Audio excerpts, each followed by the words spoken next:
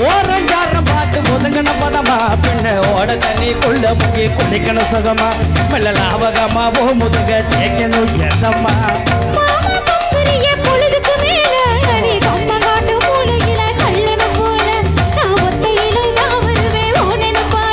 அட மஞ்ச காட்டு ஓரத்தில் மத்தியான நேரத்தில் காத்திரு கட்டா தினமும் காத்திரு கட்டா